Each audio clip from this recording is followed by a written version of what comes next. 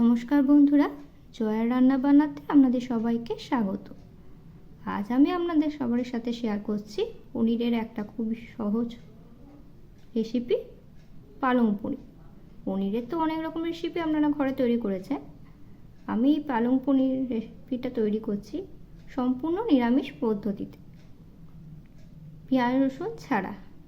বাড়িতে যদি কোনো দিন অনুষ্ঠান থাকে, কোনো পুজো থাকলে, উপোস থাকলে, তো এই রেসিপিটা, নিরামিষ রেসিপি পালং পনিরের, আপনারাও ঘরে তৈরি করে একবার দেখতে পারেন।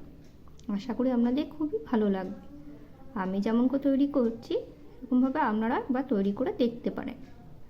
তো চলুন আমি কীভাবে তৈরি করছি আপনারাও দেখুন, আমার সাথে থাকুন। তো দেখুন, প্রথমে আমি পালং শাকগুলোকে কুচি কুচি করে এরকম করে কেটে নিয়েছি। খুব কুচি করিনি, এরকম সাইডে করে কেটে নিয়েছি। এরপর আমি একটা হালকা প্রেসার কুকারে একটু হালকা ভাপিয়ে নেব। তো আপনারা চাইলে প্রেসার কুকারে না করে কড়াইয়ে একটু লবণ দিয়ে হালকা ভাপিয়ে নিতেও পারে। খুব সেদ্ধ করা দরকার না, জাস্ট একটু ভাপিয়ে নেব। চলুন করে নিই এটা। তো দেখুন, আমি পালং শাকটা একটু হালকা ভাপিয়ে নিয়েছি, ভাপানো হয়ে গেছে। তো আমি এবার এটা মিক্সিতে একটা মিহি পেস্ট তৈরি করব। এই পালং শাক, ভাপানো পালং শাকটা দিচ্ছি, আর দেব অল্প ধনে পাতা। পালং শাক, এই ধনে পাতা, দুটো কাঁচা লঙ্কা,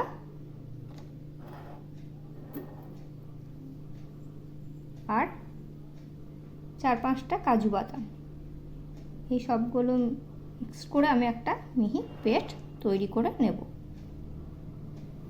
তো দেখুন, এরপর আমি পনিরগুলোকে এরকম করে কিউব করে পনিরগুলো কেটে নিয়েছি। পনিরগুলো কেটে নেওয়ার পর আমি কড়াইয়ে সাদা গরম তেল বসিয়েছি। 3 চামচ মতন সাদা তেল দিয়েছি। তো তেলটা আমি গরম হয়ে এসেছে। তো পনিরগুলো আমি হালকা করে ভেজে নেব, খুব বেশি ফ্রাই করব না, জাস্ট হালকা বাদামি কালার রঙটা এলেই পনিরগুলো আমি ওরকমভাবে ভেজে নেব।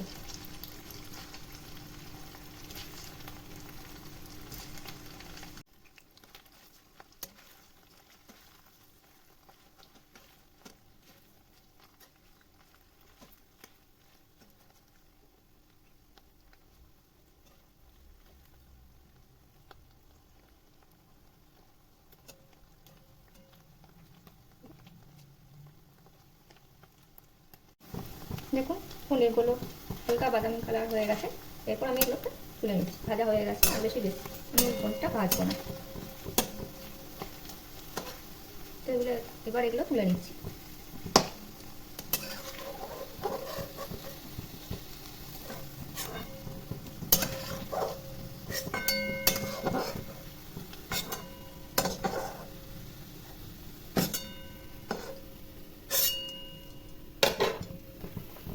দেখুন আমার কালারটা কেমন এসেছে, হালকা করে ভেজে নিয়েছি।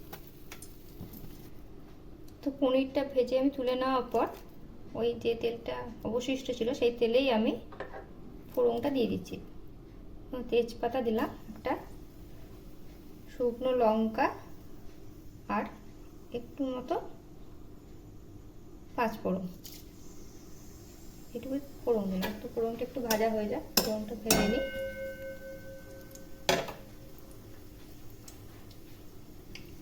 তো দেখুন, এই দেখুন মিশ্রণটা আমার কত সুন্দর বাটা হয়েছে।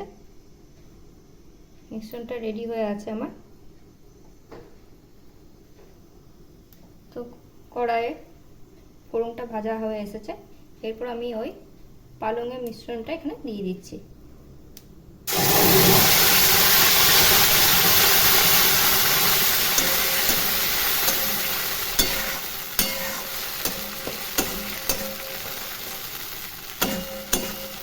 দিয়ে একটু আমি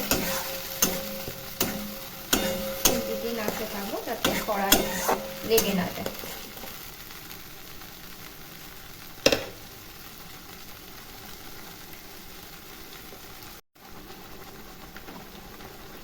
এটা ভাজা হচ্ছে, আর যে জলটা ছিল পালং শাকটা সেদ্ধ করার সময় যে জলটা বেঁচেছিল আমার, সেই জলটা আমি এখন দিয়ে দিচ্ছি। মাঝে মাঝে আপনারা একটু নেড়ে নেবো যাতে কড়াইয়ে লেগে না যায়।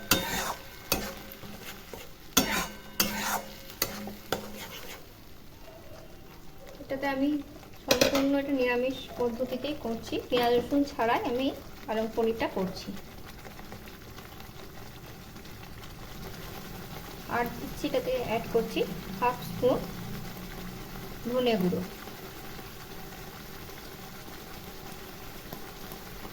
আর দিচ্ছি 1/2 স্পুন জিরে গুঁড়ো।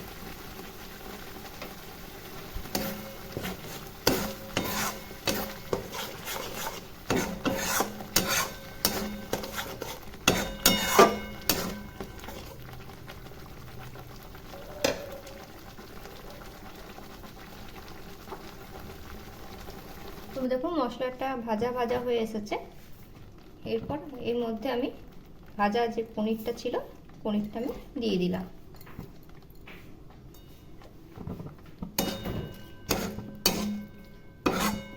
পনিরটা দিয়ে একটু ভালো করে নেড়ে নিই।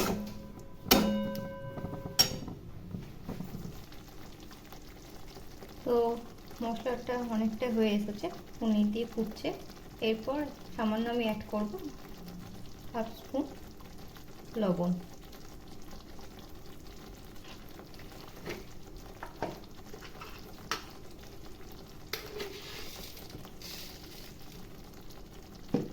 আর অ্যাড করছি 1/2 স্পুন চিনি।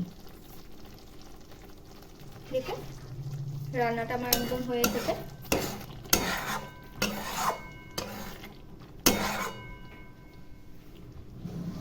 বন্ধুরা, ভিডিওটি ভালো লাগলে অবশ্যই একটা লাইক করে দেবেন। আর আমার এই চ্যানেলে আপনি যদি প্রথমবার আসেন তাহলে অবশ্যই চ্যানেলটি সাবস্ক্রাইব করে বেল বাটনে ক্লিক করে রাখবেন, তাহলে আমি যখনই কোনো নতুন ভিডিও নিয়ে আসবো তা সবার আগে আপনাদের কাছে এসে পৌঁছাবে।